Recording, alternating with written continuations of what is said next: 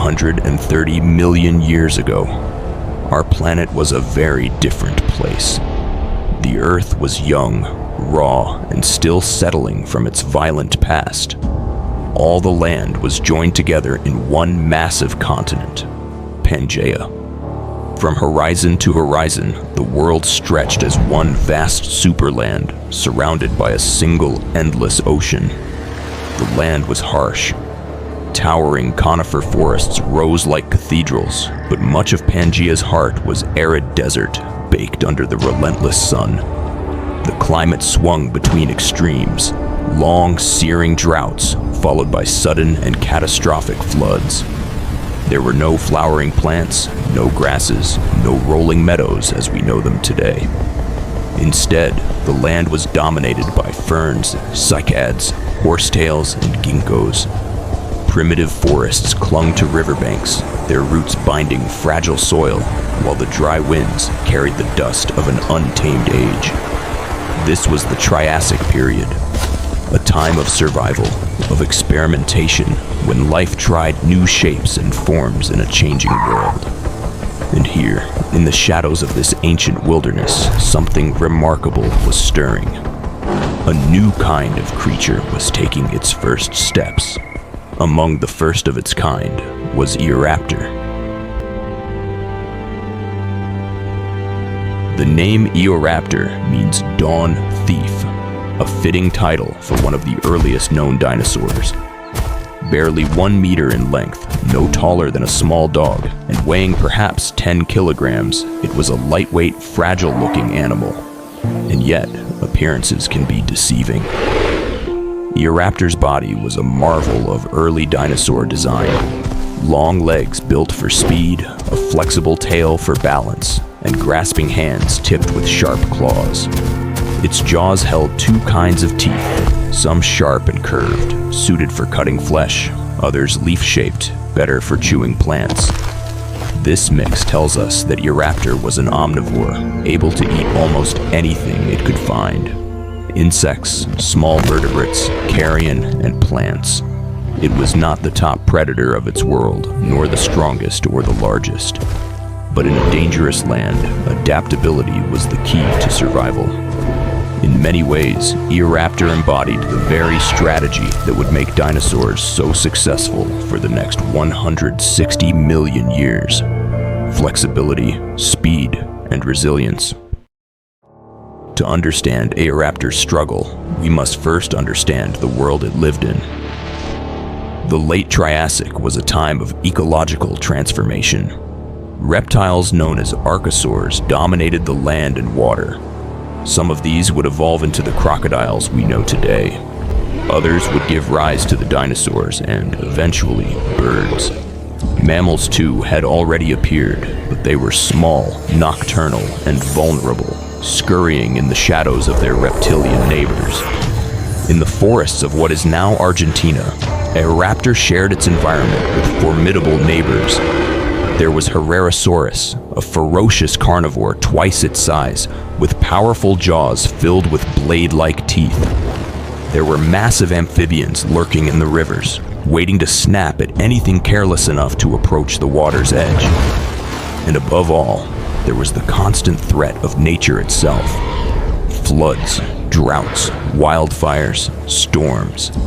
For a small dinosaur like Eoraptor, the world was as much enemy as it was home. In the cool hours of dawn, an Eoraptor slips from the undergrowth. The air is heavy with mist. Insects buzz, their wings catching the first rays of sun. The little dinosaur pauses, alert, its head darting from side to side, nostrils quivering. Danger is everywhere.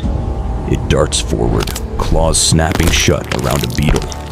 Crunching quickly, it swallows its meal. Soon after, it finds a lizard sunning itself on a rock. With a sudden burst of speed, the Eoraptor lunges. The prey wriggles and fights, but the predator's small jaws clamp shut. Breakfast is won. But life here is never without risk. The rustle of leaves, the snap of a twig, and suddenly the Eoraptor freezes. A shadow falls across the forest floor. A Herrerasaurus, hungry and hunting, stalks the same territory. With heart pounding, the small dinosaur bolts into the thickets, weaving between roots and rocks. The larger predator crashes through the undergrowth, but cannot follow into the tight spaces. For now, the Eoraptor is safe.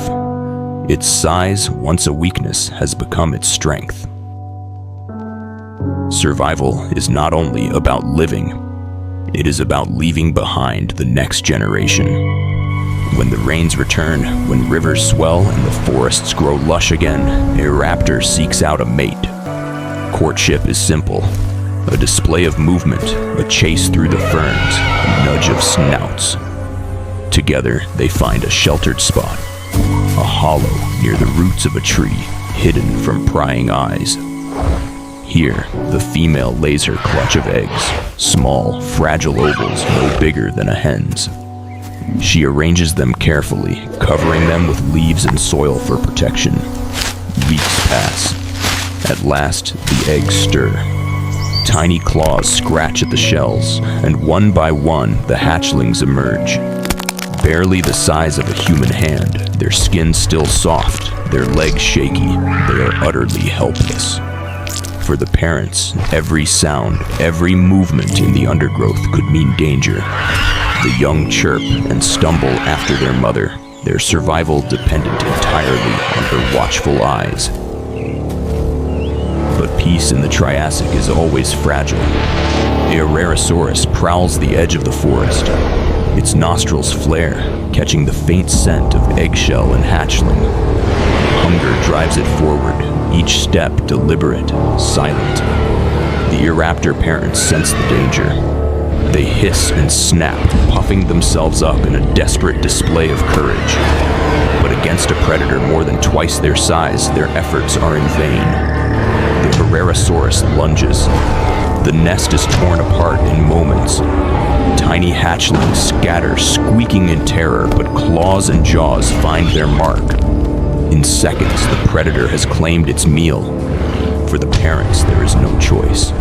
They flee, slipping into the safety of the undergrowth. Their cries echo in the forest, a mournful reminder of the harshness of this world. In the Triassic, loss is constant. To survive means to endure tragedy and to try again. Predators are not the only threat. The earth itself is restless.